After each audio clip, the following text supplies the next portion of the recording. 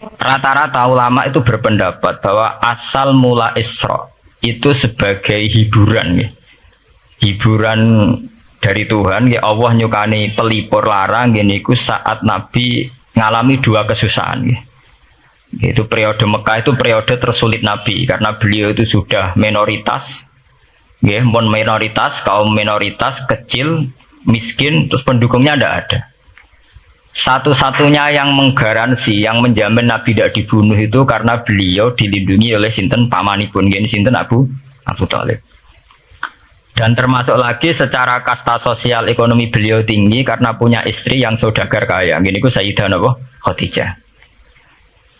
Tapi ternyata orang yang selama ini benar-benar di belakang Nabi, baik secara materi maupun moral, sing ente-entean berjuang, ternyata wafat. Khadijah Abu Thalib wafat, terus dikenal tahun itu tahun Amul Husni, tahun kesusahan. Sudah gitu niki sing termasuk ilmiah nggih, ilmiah. Sudah gitu secara ilmiah psikologis kejiwaan Nabi terguncang. Niki rungokno tenan nggih, niki ngaji nggih. Terguncang itu karena secara mitos nggih, keyakinane tiyang Arab niku pun kadung kedikte ambek keyakinan yang ditanamkan ulama-ulama Yahudi dan Nasrani. Nggih, kula baleni malih nggih. Kafir Mekah itu orang-orang bodoh, orang-orang nggak terpelajar. Mereka itu punya satu mitos, satu keyakinan yang ditanamkan oleh tokoh-tokoh intelektual Yahudi maupun Nasrani. Apa keyakinan itu? Bahwa kenabian itu yang paling mungkin kalau orang itu dari turunan Bani Israel. Orang mungkin Nabi kok orang turunane wong Yahudi atau wong Nasrani. Sehingga ketika Nabi mendakwahkan diri sebagai Nabi, mereka bilang antaku innama unzilal kitabu ala ta'ifataini napa min qablina. Nak jenenge wahyu harus tidak jauh-jauh sangka turunan-turunan Yahudi.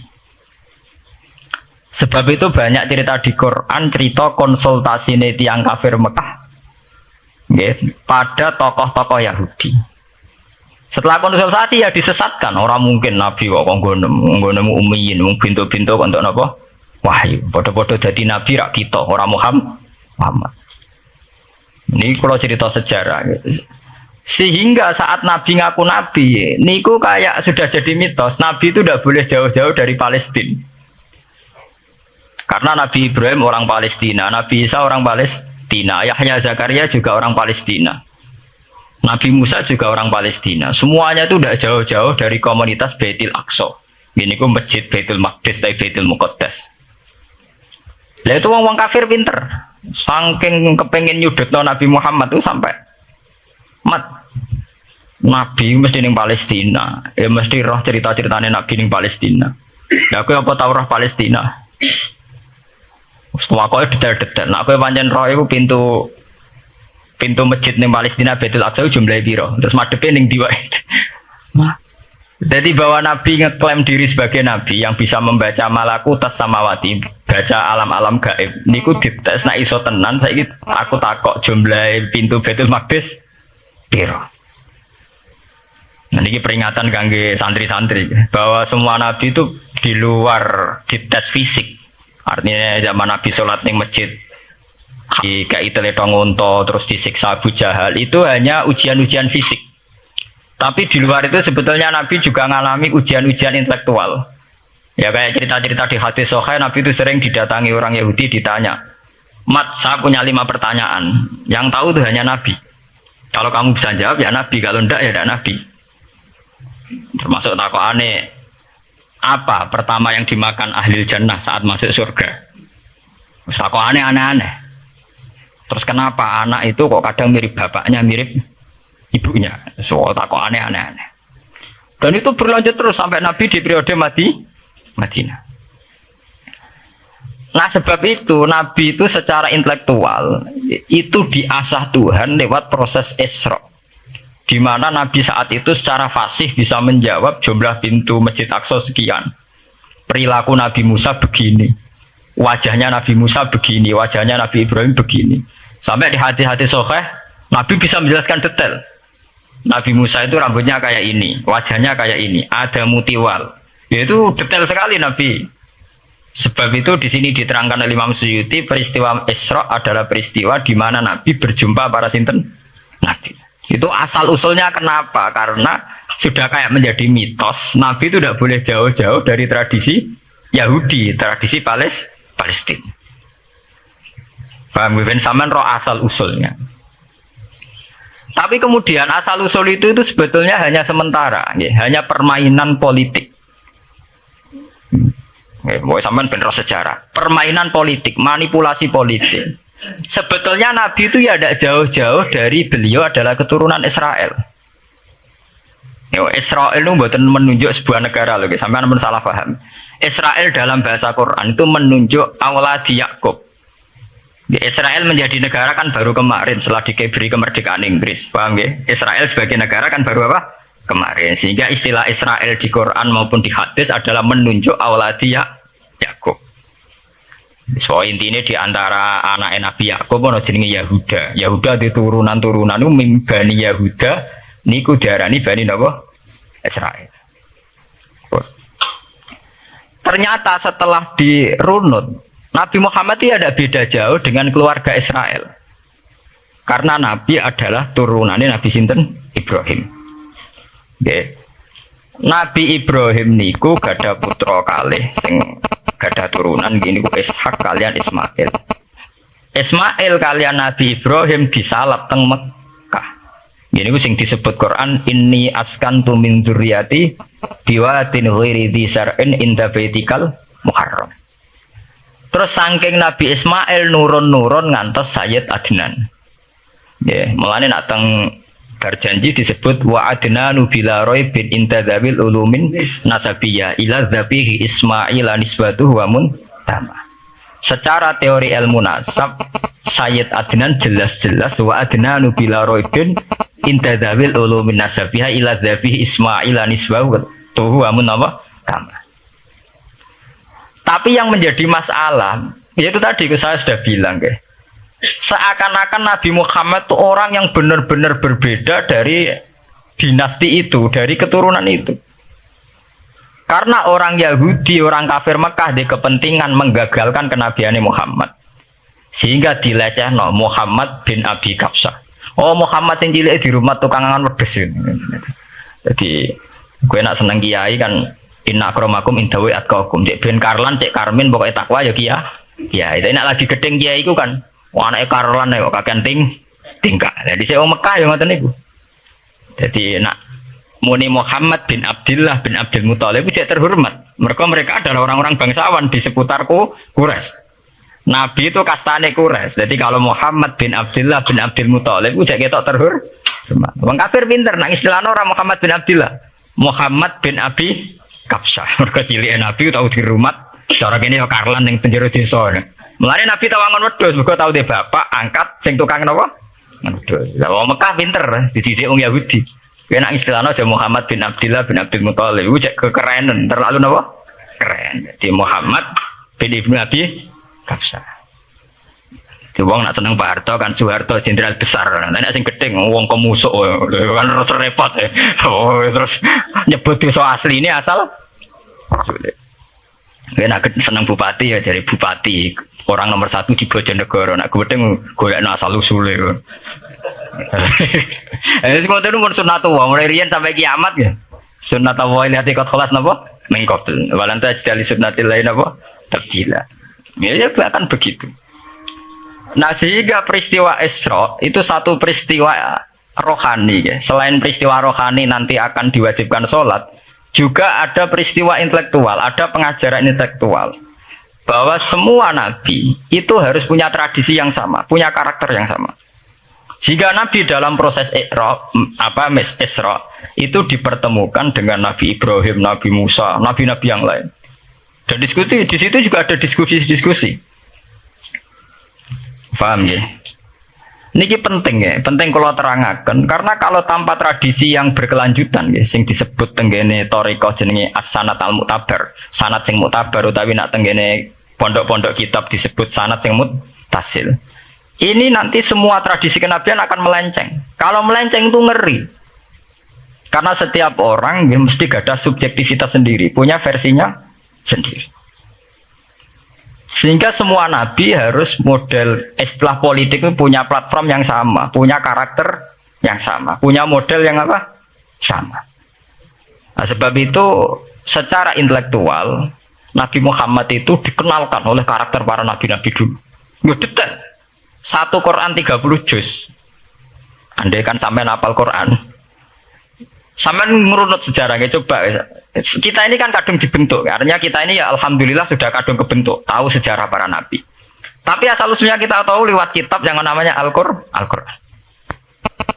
Supaya apa? Nabi Muhammad itu dibimbing bahwa Quran atau ajaran beliau benar-benar musaddiqal lima baina yadeh, benar-benar selaras dengan ajaran sebelumnya.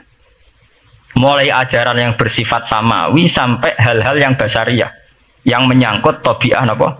Basariyah. Kalau contohnya ngeten, misalnya begini. Nabi Muhammad disejarahkan Nabi Ibrahim. Beliau punya problem. Problem itu berupa punya bapak atau paman yang tidak Islam. Bahkan nak ning ceritane kiai-kiai desa dari Nabi Ibrahim cilike kon adol patung. Terus didol meniki patung ya ora manfaati ra mudarati mbok tuku ya karepem ora napa karepem. Mbok sanate mbok ora pokoke cerita itu populer. Disejarahkan begitu. Sehingga Nabi Muhammad tahu, oh ternyata yang punya problem ngadepi keluarga itu tidak saya tok. Dulu Nabi Ibrahim juga punya problem ngadepi keluarga. Aku tak lumayan terima paman, Pak Lek, Pak De, Abu Jahal sinten? Abdullah. Nabi Ibrahim malah bapaknya. Udah gitu. Setelah itu juga diceritakan tentang Nabi Nuh, Nabi Lut, seorang nabi besar yang punya nasib sial, yaitu istrinya pengkhianat. Mereka jadi kiai di bojo judes itu tidak masalah. Mulai di terima kiai di bojo judes biasa. Ya itu tadi Nabi Nuh, Nabi Lut itu lebih ngeri ketimbang itu di bojo apa? Bukan kebenaran. Kita kan paling dicoba bojo judes, kan ringan banget. Paling banter macam piring gelas itu murah banget ya. Begitu terus Nabi Musa juga gitu. Diceritakan Nabi Musa, beliau adalah seorang sosok Bani Israel yang temperamental. Ya besar ya sekali. Saking temperamentalnya ketika tukaran ya jotos. Karena nak kiai temperamental kadang jotosan ya ono sanate ya Nabi Musa nak tukaran ra cocok napa jotos. Fawakazahu Musa faqada alai. Artinya ya besar ya sekali. Cerita ABG ini kubere ge wonten saat beliau melarikan diri lala ketemu cewek loro. Ya ora wenti se barang Nabi Musa waduh mari maksiat ae terus kan.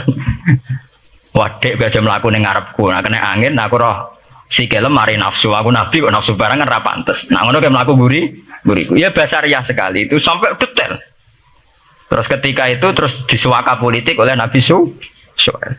Sehingga menjadi tradisi bahwa semua nabi akan mengalami problem dengan kaumnya, kemudian disuaka politik oleh komunitas yang berbeda, yaitu komunitas Syuaib itu di luar pemerintahan Fir'aun.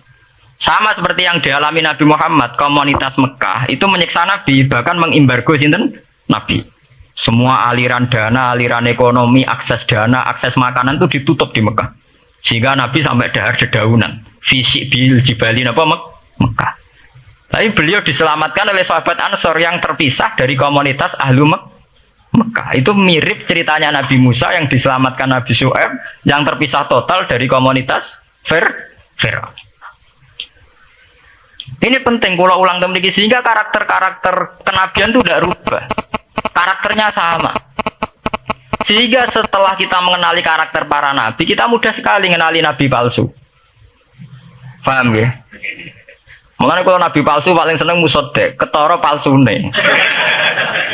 Lah sing repot sing ora ketara, mergo jenenge Ahmad. Ahmad Muhammad tak mirip. Mulane nek kowe jeneng supaya ora ngaku nabi jenengno Kartolo. Mergo nek Ahmad bin Gulam ora jenenge Ahmad. Ana terkenal nabi nek ora jenenge Muhammad utawa napa?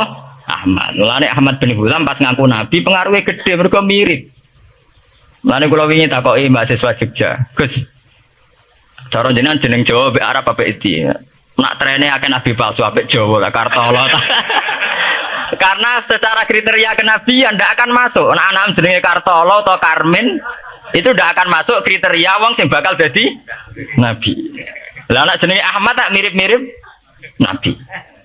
Oh Ahmad Hulam bin Mirza wani ngaku nabi mergo jenenge Ahmad. Musaddiq ya mergo musaddiqal lima bena ya. Lah anak Kartolo, Karmin, Karlan agak ono. Mulane saiki sing jenenge Jawa kudu syukur. Akan terbebas dari mengaku napa? Nabi. Lho syukur kan gak akan salah toh. Di barokah sampean jeneng Jawa, orang-orang ngaku napa? Nabi. Selamat ya. Itu syukur. Paham ya? Tidak apa-apa, itu harus dinikmati. Ya itu tadi, karena Nabi itu punya karakter yang sama, punya tradisi yang sama, yang mirip-mirip. Itu kenapa Quran berkali-kali menceritakan sisi-sisi kenabian Nabi di luar Nabi Muhammad. Karena biar karakter Nabi Muhammad terbentuk, ya, terbentuk dengan karakter Nabi sebelumnya. Tidak melenceng. Kemudian itu ditiru oleh ulama kita. Kita punya guru punya guru lagi, punya tradisi yang sama. Nak mulang kudu istiqomah, santri loro lah kudu diulang. Nak sedati kiai aja mau pati ijo nak roh dhuwit. Pokoke dilatih. Tapi dari kiai saiki orang pati ijo mripat abang, dhuwit saiki abang. Dhisik dhuwit paling gede ra 50.000 iku ora ijo. Lah saiki 100.000 abang. Lah saiki nak nasihati nak roh dhuwit aja mripate abang. Mergo ijo wis gak akeh saiki. Paham napa? Kena akal-akalan ngoten jan repot.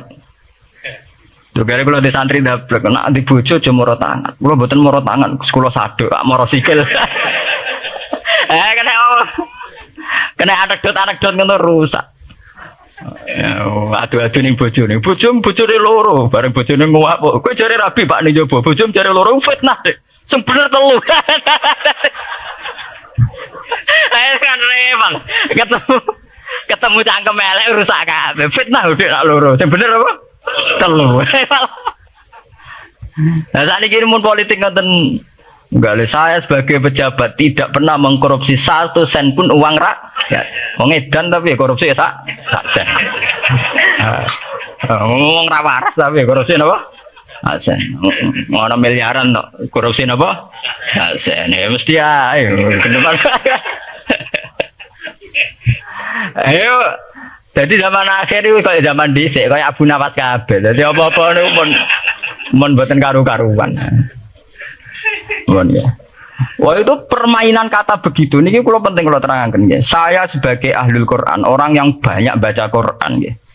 Itu kita akan tahu betul betapa parahnya nggih atau akibat negatifnya dari permainan kata itu. Dan itu dilegalkan Quran, disahkan Quran dalam beberapa ayat. Yaqulun apa yuriduna ayutfi'u nurallahi bi afwahihim. Orang-orang Yahudi, Nasrani, kafir Mekah itu ingin sekali membunuh Islam lewat permainan kata bi afwahihim. Yaitu tadi misalnya kalau Muhammad bin Abdullah bin Abdul Muthalib itu kelihatan keren karena masih Bani Quraisy. Tapi kalau diistilahkan Muhammad bin Abi Kabsyah, Muhammad sing anake Karlan iku ora ummiyin. Balik dadi wong alim terus diistilahno bapakmu sing cilike iku angon wedhus. Terus repot terus ajur kah? Kabeh. Itu biafahim. Efektivitas biafahim itu sampai tenggene Tarikhus Suyuti wonten keterangan wa min dzalika irtadda jam'un minas sahabah. Dari permainan kata yang ditanamkan orang Yahudi itu sampai banyak sahabat yang murtad. Istilahnya itu jam'un minas sahabat. Meskipun setelah murtad itu ya divonis tidak sahabat. Misalnya menyangkut nasa mansuh. Orang Yahudi pinter, du'afaul muslimin, orang-orang muslim yang imannya masih lemah. Delok lah nabimu, wong kok pelin-pelane ngono. Dhisik Ka'bah madhep Baitul Maqdis. Iku wis bener iku mergo kiblate Nabi Musa. Nabi-nabi dhisik kiblate Baitul Maqdis. Nah saiki gara-gara dekne kangen keluargane menyang dekne cak Mekah, saiki kangen Mekah. Terus kon manggon omahe buyut-buyute. Dadi saiki kiblat diadepno omahe buyute. Kangen-kangene dhewe dienggo urusan kiblat. Jadi pas Nabi itu masih di Medina. 16 bulan Nabi salate madhep Baitul Maqdis. Suatu saat tok wahyu falanu walliyana kiblatan tarduha. Fawalli wajhaka syatral Masjidil Haram. Sakniki kan madhep teng Mekah. Sajane iki normal saja. Artinya normal ya normal. Tapi orang Yahudi memanipulasi bahwa itu fakta bahwa Muhammad itu memimpin agama dengan cara tradisinya sendiri. Mergo dekne kangen keluargane ra iso muleh. Terus salat madhep daerah dhewe, nggo pelipur lah. Ya jare sahabat sing dua apal muslimin diangen-angen ya iya. Dan ini kalau peringatan tentang santri-santri ya. Sebab itu kalau sampai jadi kiai itu santri harus punya wawasan intelektual yang luas. Semenjak itu Quran mewahyukan secara nalar sejarah. Ya ini sing disebut ayat Inna awwala baiti wudi'a lin-nasi lalladzi bi Bakkata mubaraka wa hudal lil alamin fihi ayatum bayyinatum maqamun apa Ibrahim. Akhirnya Nabi Muhammad nantang ning tokoh-tokoh Yahudi. Apa salahnya saya punya dua kiblat? Baitul Maqdis adalah kiblatul anbiya karena dulu Nabi Musa di situ, Nabi Isa di situ. Sekarang saya menghadap ke kiblat yang lain karena itu kiblatul Ibrahim dan dia lebih senior. Lebih apa? Senior. Sebelum ada Baitul Maqdis sudah ada Mekah. Mekah lebih senior, lebih tua. Terus disebut fihi ayatum bayyinatum maqamun apa? Ibrahim. Nabi Musa, Isa adalah periode setelah Ibrahim. Sebab itu akhirnya semenjak perdebatan itu orang Islam bangga. Makanya sampean kalau ngaji hadis-hadis sahabat itu bangga. Ana mimman shalla ilal qiblatain, nggih. Ana mimman shalla ilal qiblatain. Aku termasuk sahabat yang menangi dua kiblat. Mergo zaman madhep Baitul Maqdis ya kiblatul anbiya, madhep Mekah ya kiblatul anbiya. Artinya apa? Perdebatan ini dimenangkan oleh Nabi Muhammad bukan karena mitos atau kultus atau taklid buta, tapi memang secara sejarah kiblat tertua adalah Mekah. Ini disebut inna awala baiti wudi'a lin-nasi lalladzi apa? Bi Bakkata mubaraka wa hudalil alamin fihi ayatum bayyinatum maqamun apa? Ibrahim. Artinya Quran tidak pakai teori mitos. Pokoknya Nabi ini saiki aku ya terserah aku, itu tidak begitu. Paham ya? Tapi diterangkan secara kesejarahan bahwa asal usul Mekah jadi kiblat itu rasional sekali. Bukan karena Nabi orang Mekah mboten, memang dulu-dulunya Nabi Ibrahim berkiblat di situ. Jika Quran jawab inna awwala baiti wudi'a lin-nasi lalladzi bi Bakkata mubaraka wa hudal lil alamin. Terus kalau bolak-balik masalah Isra ya. Niku masalah-masalah yang selain pelipul rarar itu ada petualangan intelektual, petualangan ilmiah. Di mana Nabi Muhammad diperkenalkan oleh Allah ya, diperkenalkan watak para nabi, pilihan hidup para nabi, bahkan tradisi-tradisi para nabi. Sehingga mangke teng hadis sahih wonten keterangan saat Nabi nyancang atau menambatkan khimar atau buruk itu ya di batu yang dulu dipakai para nabi untuk nyancang nopo khimar. Jadi tradisi itu dimulai dari barang-barang sepele. Carane nyancang buruk ya Nabi mirip sama dengan nabi-nabi yang apa dulu. Terus memulainya Mi'raj juga sama dengan nabi-nabi dulu. Bon niku sing secara ilmiah tarikian. Saat ini yang menyangkut akidah firqah fil Islam. Nah, ini kalau terang. Menurut ahli sunnah, orang yang mengingkari Isra itu kafir. Ya kafir karena zukira fil Quran. Isra itu zukira fil Quran. Makanya tadi saya jarang sekali pakai bahasa Mi'raj. Ya, tapi nak teng Indonesia kadung menang merjeb peristiwa Isra dan apa? Mi'raj. Pokoknya bahasa kadung salah, kadung menangan ya menangan. Kadung istilah Isra dan apa? Sebetulnya yang disepakati ulama itu hanya Isra. Artinya yang memungkiri Isra itu kafir karena dzikra fil Quran. Lah kemudian Mi'raj. Mi'raj menurut keyakinan Ahlussunnah itu terjadi. Nah, setelah terjadi itu masalahnya biruhi wa jasadihi jami'an ma'an atau biruhi faqat. Nah, kemudian menjadi firqah-firqah yang macam-macam. Ada yang meyakini biruhi wa jasadi, ada yang meyakini biruhi napa? Faqat. Sampean kalau ngaji Al-Kawakibul Lama'ah karangannya Mbak Fadol atau kitab-kitab panduan ahli sunnah yang disahkan oleh NU.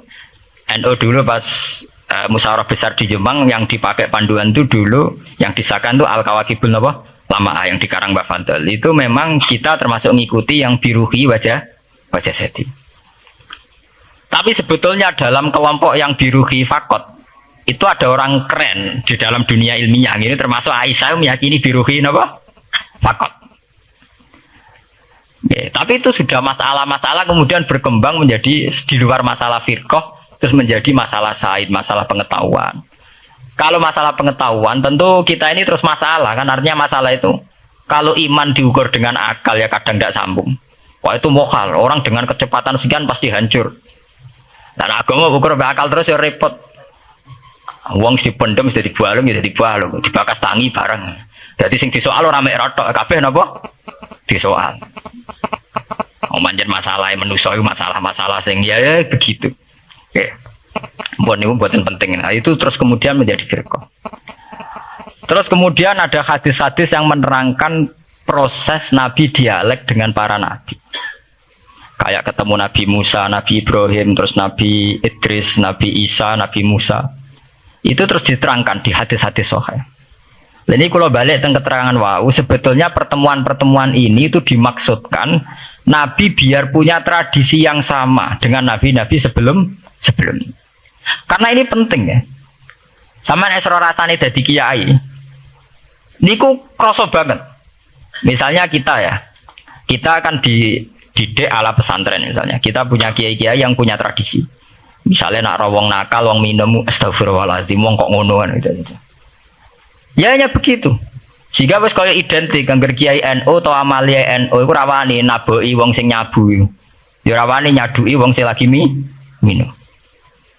Kemudian itu dianggap satu kekurangan atau apa, walhasil kemudian lahir kayak FPI, orang yang tidak menerima metode itu.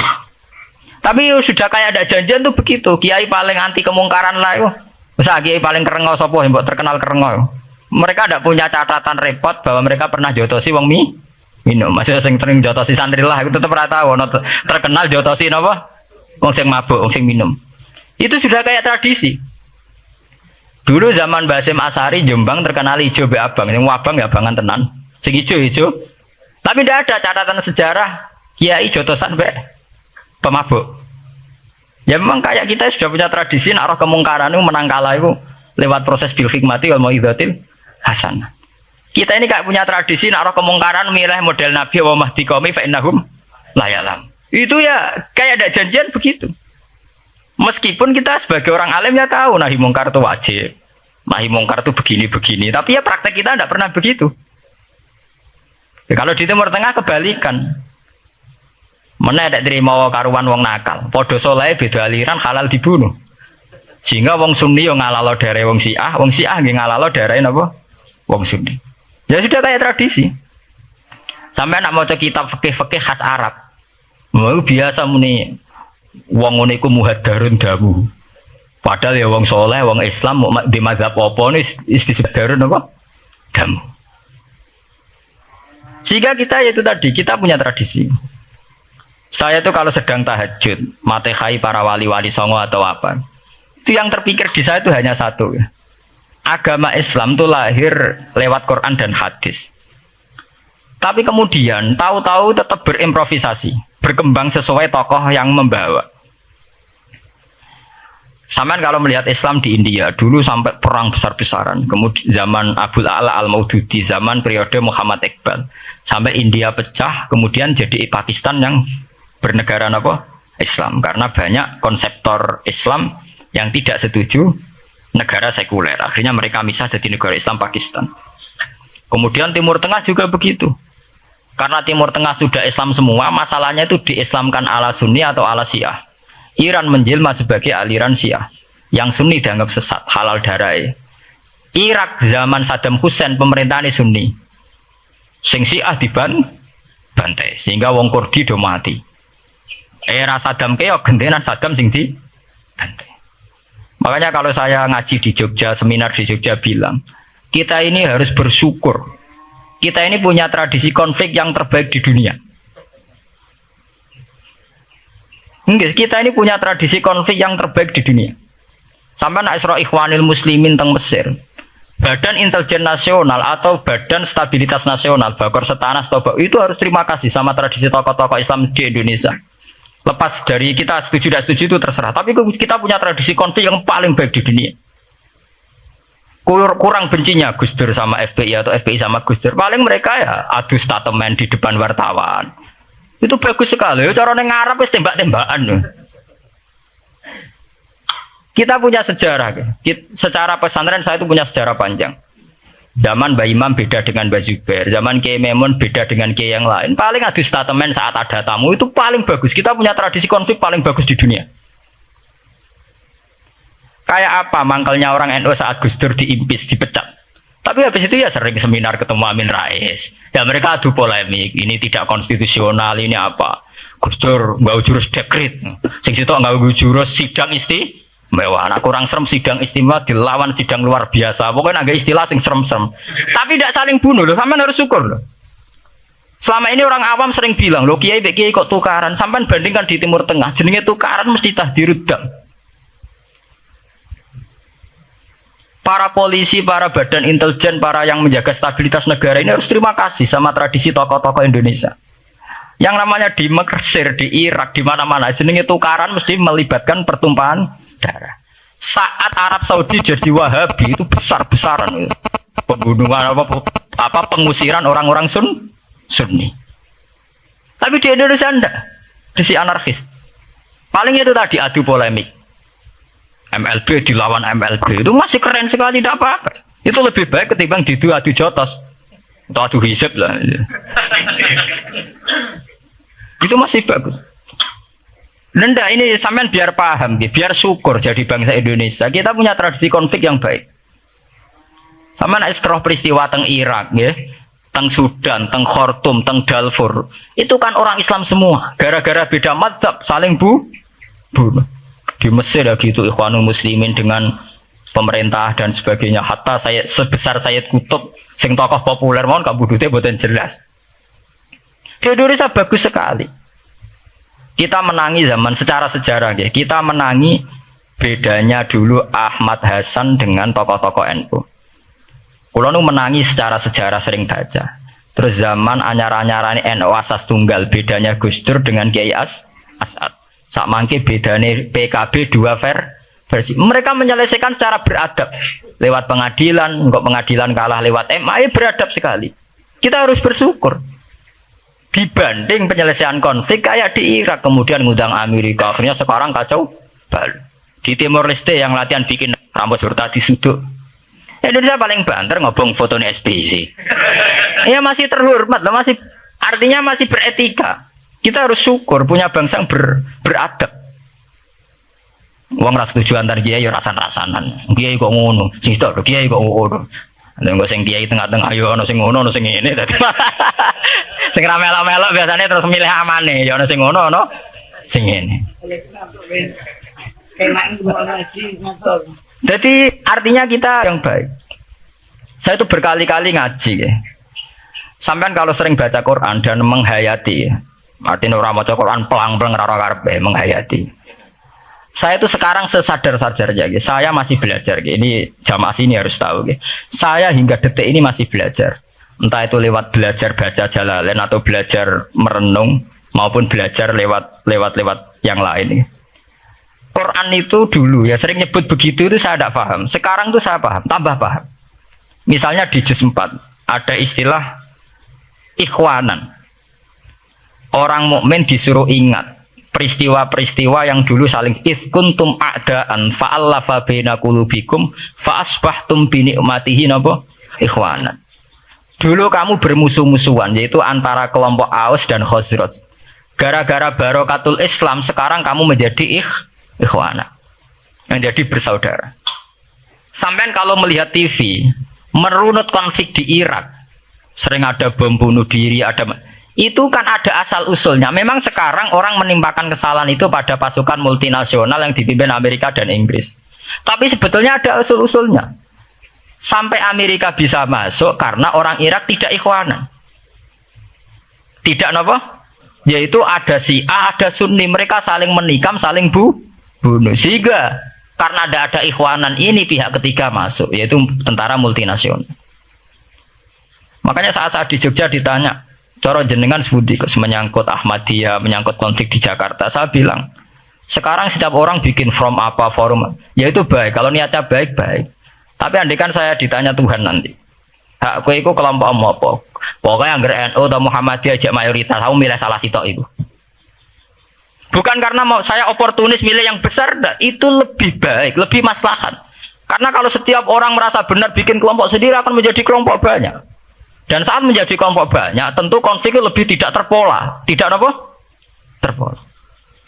Umpama Hasim tukaran Bedin Samsudin itu terpola. Tapi nak anggur wong rasa di ketua dua tidak terpola. Bagaimanapun ikhwanan itu harus disyukuri. Ya, dalam kondisi berteman. Sebab itu Nabi sering ngendikan ilzamu jamaahirul muslimin wa man sadza sadzafin. Mbok kamu itu ikut kelompok mayoritas saja. Jamaahirul muslimin cara bahasa netralnya mbok ya kamu itu ikut kelompok mayoritas saja.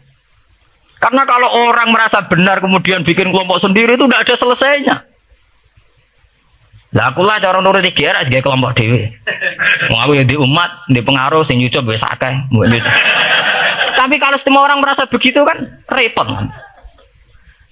Mursyid di kelompok dhewe, tukang toreko di kelompok dhewe, tukang ngaji di kelompok dhewe. Model kitab pirang-pirang sesuk ono jamaah Jalalain, jamaah Muin, jamaah Fathul Wahhab. Nah sing iso ngaji jamaah tahlil, jamaah istighosah. Ora ono bare itu. Saya tuh kalau ditanya di Jogja, meskipun saya kritis, artinya kritis itu mungkin terhadap satu fenomena kita tidak setuju atau Muhammadiyah dalam banyak hal atau satu dua hal, itu tidak menjadi alasan kita untuk tidak mengikuti mainstream. Karena kalau mainstream ini dilanggar, itu kita tidak akan ikhwanan. Dan akibat negatif dari tidak ikhwanan adalah kayak kasus Irak. Iran itu kenapa tidak mudah diserang Amerika padahal punya nuklir? Karena mereka seragam Syiah semua. Itu lebih gampang, lebih susah. Lawan itu apa? Susah. Arab Saudi juga mudah diadu karena karuan seragam Wahabi semua. Kita ada bicara itu ya akidah. Mungkin kamu bisa debat Wahabi itu benar apa enggak. Tapi karena relatif aman, nggak diacak. Indonesia juga gitu. Kenapa tidak banyak konflik? Karena orang itu Islamnya kalau udah NU ya Muhammadiyah. Buat cocok cocok, boleh milih. Itu lebih mudah. Ketimbang ada faksi-faksi baru, kemudian stabilitas menjadi tambah kacau. Makanya kalau niku saya loh ya, saya pribadi menghimbau ya. Melihat ayat itu dihitung Tuhan sampai Allah ngendikan apa if kuntum a'daan fa'allafa baina qulubikum fa asbahtum bi ni'matihi apa? Kekuatan sebuah negara itu bukan karena senjatanya canggih, tapi karena rakyatnya tidak bentrok. Ya bayangkan kayak Indonesia. Andai kan Jawa itu mayoritas Islam. Kemudian mereka ingin mendirikan negara Islam. NTT merasa tidak diwongke terus keluar dari Indonesia. Nanti Maluku, Ambon juga gitu. Daerah-daerah yang Islamnya ada mayoritas begitu. Kayak apa susahnya militer? Andai kan setiap kelompok itu punya jamaah besar. Terus sering bikin muktamar. SBZ berbakar muktamar NU, Muhammadiyah. Kabeh wong di kelompok prakesel SBZ. Gak iso dadi presiden ya. Muga setiap forum umat Islam gawe napa? Kok gawe muktamar.